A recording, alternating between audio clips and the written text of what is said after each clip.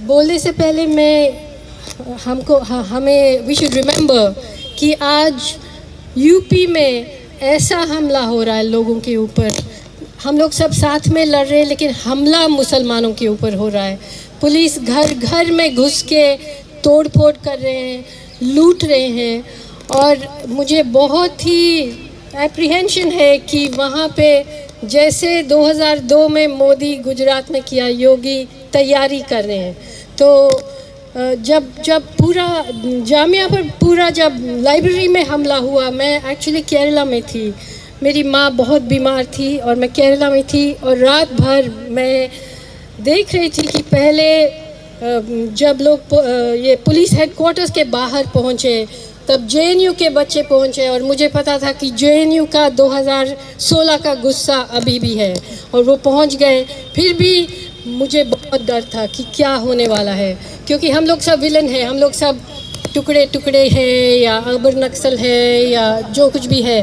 दलित जब लड़ते हैं तो वो माओइस्ट बन जाते हैं, आदिवासी लड़ते हैं तो माओइस्ट बन जाते हैं, स्टूडेंट्स लड़ते हैं तो अर्बन नक्सल बनते हैं, मुसलमान लड़ते हैं तो टेररिस्ट बन जाते हैं। तो तभी मैं रात को पूरी रात में वो देख रही थी कि क्या हो रहा है बाहर आईटीओ में। और जब मैंने बाबा साहब का पोस्टर देखा, जब मैंने जय भीम का नारा सुना, तब मैं सो गई थी, क्योंकि मुझे पता था कि आज के ज़माने में हमको एक दूसरे को बचाना पड़ेगा। और आप घर में जो घुस के जा रहे हैं मुसलमानों के इलाके में, we must patrol those areas. हमें जाके हमारा बॉडीज़ को उधर रखना पड़ेगा। We have to protect each other. और जब हम एक दूसरे को प्रोटेक्ट करते, तब हम जो छोटे हैं बड़े बन जाते हैं।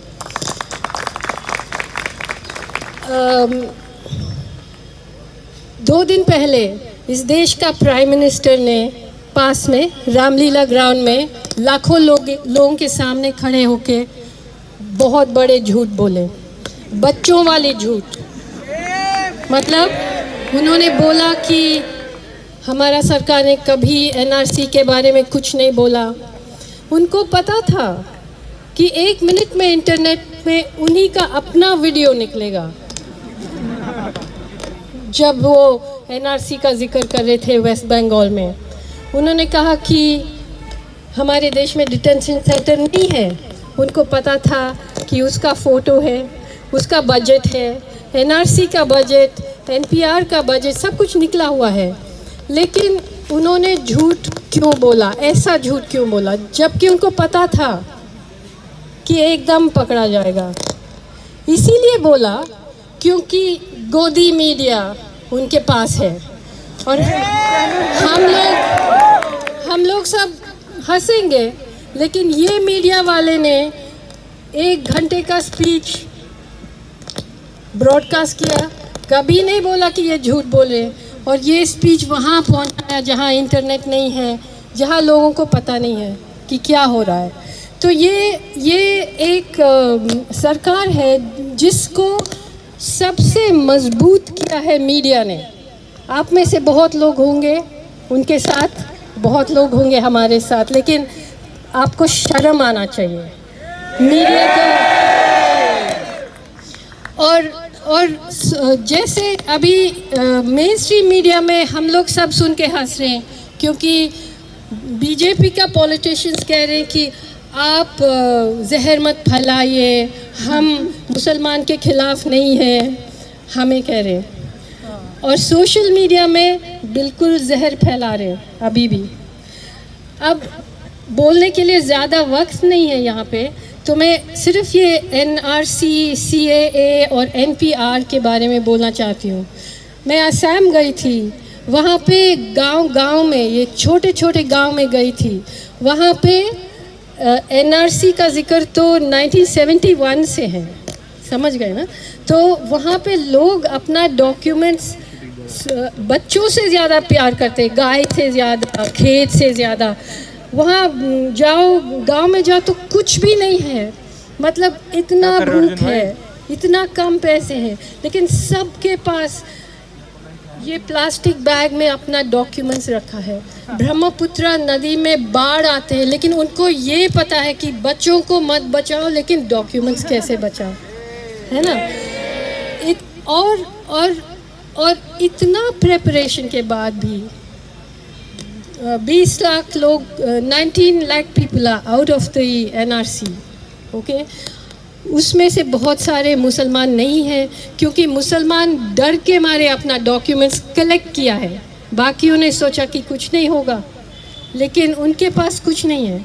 अब CAA आए हैं, तो जो एक्चुअल नागरिक है वो क्या अपने आप को घुसपैठी साबित करके फिर मतलब नागरिक बन सकता है? नहीं बन सकता है।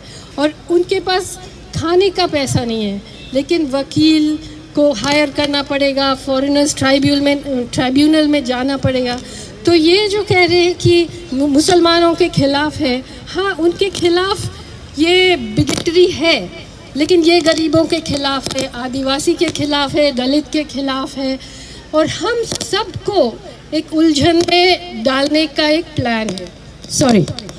तो जैसे अरुण कुमार जी बोल रहे थे, अब एक डिटेंशन सेंटर बन रहा है असम में। एक डिटेंशन सेंटर 3000 लोगों के लिए, उसका बजट 45 करोड़। अब वहाँ 20 लाख लोगों को डिटेंशन सेंटर बनाना है, तो कितना करोड़ लगेगा? तो पूरा इंडिया में यही काम करेंगे तो कितना करोड़ लगेगा? ये पूरा प्राइवेटाइज करके कौन सा कॉरपोरेशन के हाथ में जाएगा? ये सब सोचने की बात है। क्योंकि हमें अभी पता है कि हमारा पूरा इकोनॉमी को ख़त्म कर दिया, डीमोनेटाइजेशन को लेके ख़त्म कर दिया हमें। इसका अर्जेंसी हम वो बता भी नहीं रहे हैं, क्योंकि वो वहाँ भी झूठ बोलते हैं, वहाँ भी स्टेटिस्टिक्स गलत है। लेकिन बहुत ही, जैसे उनका खुद का इकोनॉमिक एडवाइज़र ने कहा कि India's economy is in an ICU। अभी वो कॉन्स्टिट्यूशन को ख़त्म करने में लगे हैं। लेकिन इस टाइम में NPR क्या है? National population register. NPR पहले भी हो चुका है, लेकिन NPR ये है कि वो आपका घर आएंगे, कुछ नहीं पूछेंगे, आपका नाम क्या है, आपका फ़ोन नंबर क्या है, कोई डॉक्यूमेंट दे दो, हमें आधार कार्ड दे दो, ड्राइविंग लाइसेंस दे दो, कुछ भी दे दो, कोई ज़बरदस्ती नहीं करेंगे। लेकिन NRC का डेटाबेस बनेगा, हाँ आने लगे हैं। तो हम लोग वैसे हमको लड़ना चाहिए, रोज़ लड़ना चाहिए, लेकिन इनके खिलाफ हम 4 साल रोज़ हम नहीं लड़ सकते ना। तो क्या करेंगे हम? एक तो इनको 4 साल देना नहीं चाहिए, लेकिन हमारे पास एक प्लान भी होना चाहिए।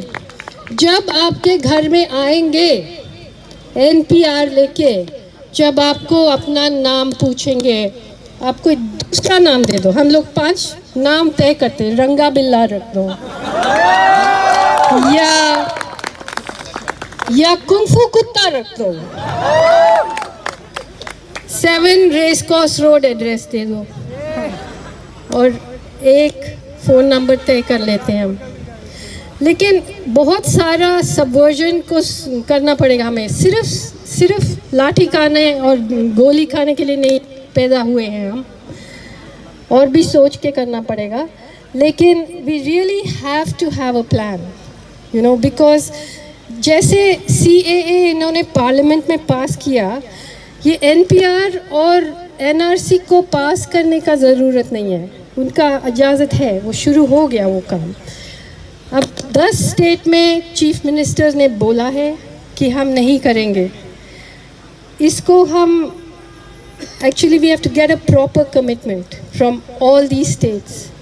We have to make sure, क्योंकि अब ये CAA के खिलाफ इतना प्रोटेस्ट हो गए, NRC के खिलाफ, तो अभी वो दूसरा दरवाजे से घुसना कोशिश करें NPR लेके।